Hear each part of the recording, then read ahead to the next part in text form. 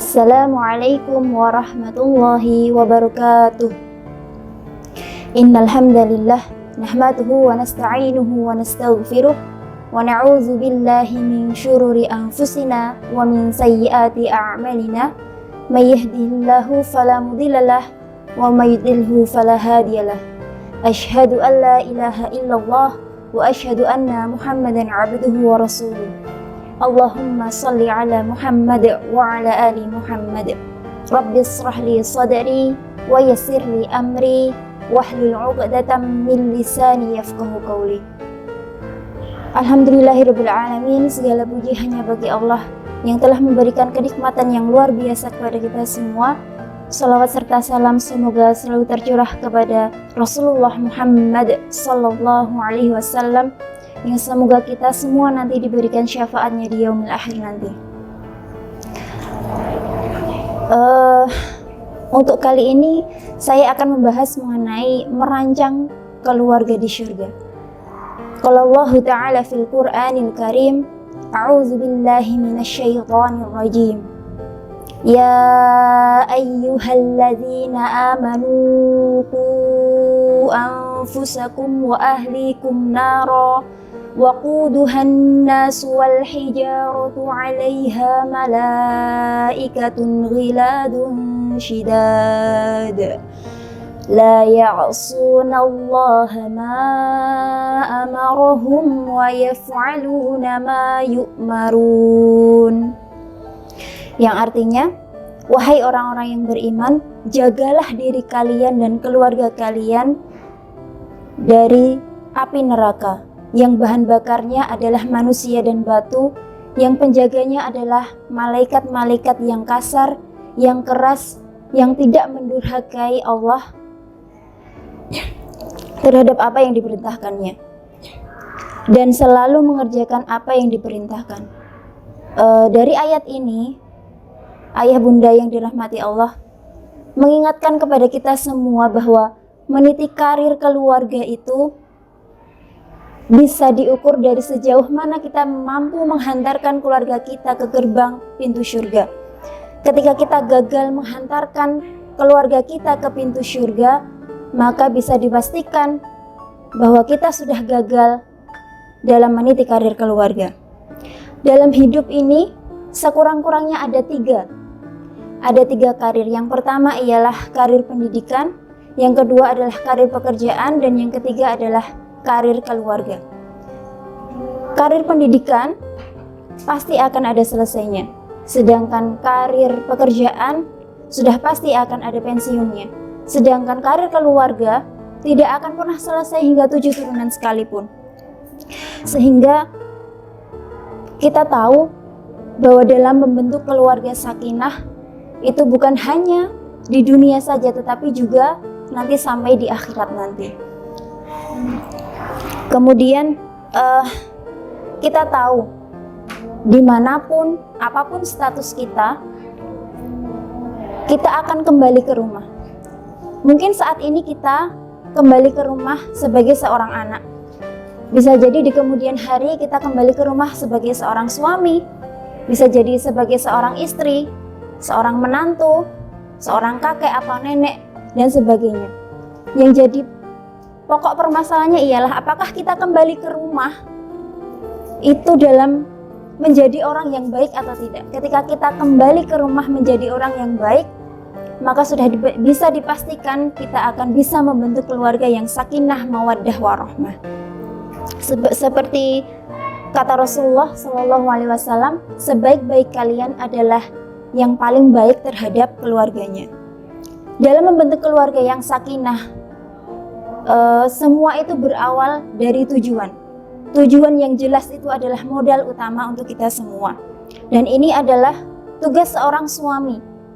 Bagaimana ia bisa menjalankan perannya sebagai seorang suami, sebagai seorang nahkoda dalam rumah tangganya untuk bisa menghantarkan semua keluarganya, orang tua, istri, anak-anak, untuk menuju ke gerbang surga.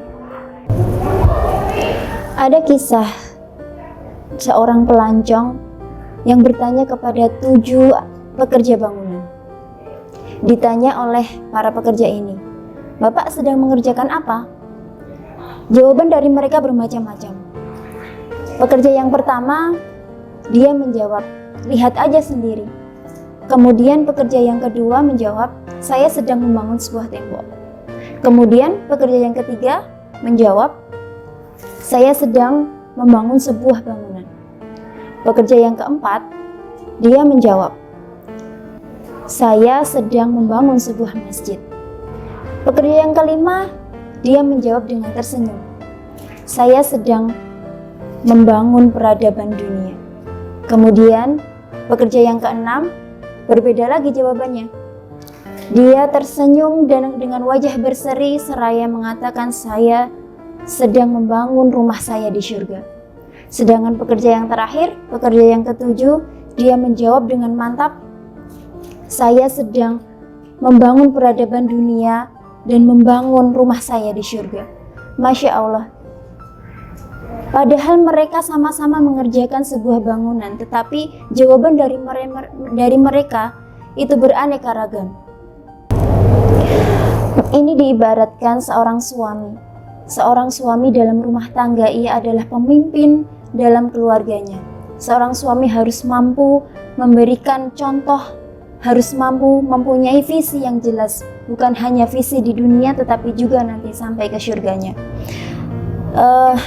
Ibarat sebuah album, potret keluarga kita diibaratkan seperti 4 macam potret keluarga. Yang pertama ialah potret keluarga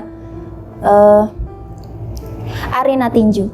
Potret keluarga arena tinju ini diibaratkan suami istri tidak pernah berada dalam sudut pandang yang sama. Mereka selalu merasa dirinya lah yang paling benar, tidak pernah berada dalam pendapat yang sama. Kemudian yang kedua ialah potret keluarga pasar. Potret keluarga pasar ini masing-masing dari mereka, masing-masing dari suami istri, mereka tidak mau memberi lebih banyak, tidak mau memberi lebih banyak kepada pasangannya, dan tidak mau memberi sebelum mereka menerima. Padahal kalau kita bisa memberikan kewajiban kita kepada keluarga, kepada istri, kepada pasangan kita, maka sudah dapat dipastikan kita mampu, kita dapat menerima hak kita dengan baik. Kemudian potret yang ketiga ialah potret keluarga sekolah. Nah, potret keluarga ini, keluarga diwarnai dengan saling asah, saling asuh, dan saling asih. Saling asah ialah dalam keluarga mereka saling memberikan ilmu, saling memberikan ilmu satu sama lain. Kemudian yang kedua adalah saling asih. Saling asih ini adalah mereka saling memberikan kasih sayang, saling mencintai satu sama lain, dari suami, istri, anak, dan sebagainya. Kemudian saling asuh. Dalam anggota keluarga, mereka saling mendukung dan peduli satu sama lain. Kemudian potret keluarga yang keempat ialah potret keluarga kuburan. Diibaratkan seperti 2 buah kuburan berada di bawah naungan pohon Kamboja. Mereka bersama tetapi tidak pernah saling sapa. Inilah ada keluarga yang seperti ini. Mereka saling bertemu, suami pulang dari kantor, istri menyambut, anak ada di rumah, mereka duduk bersama, tetapi mereka saling pegang gadgetnya masing-masing. Mereka bersama tetapi pada hakikatnya mereka sedang tidak bersama. Mereka sedang berada di dunia lain. Mereka sedang berada di dunia maya, sedang mengarungi medsos mereka masing-masing. Seperti itu. Nah, bagaimanakah potret keluarga kita, ayah bunda sekalian yang dirahmati Allah? Nah, kita bisa mengaca pada keluarga kita masing-masing, keluarga seperti apa yang kita inginkan. Ayah bunda yang dirahmati Allah, di keluargalah tempat kita menyandarkan semua beban setelah berlelah-lelah seharian. Tempat menambatkan jiwa, tempat melabuhkan raga kita, dan tempat mengukir asa lewat bait-bait doa bersama orang-orang yang tercinta. Tak pelak kiranya kita berdoa kepada Allah seraya mengangkat tangan. Ya Allah, Jadikanlah kami keluarga di duniamu dan kumpulkanlah kami kelak bersama-sama di syurgamu. Sekian dari saya. Syukron ala ihtimamikum. Fastabiqul khairat. Saya Neni Rahmawati. Wassalamualaikum warahmatullahi wabarakatuh.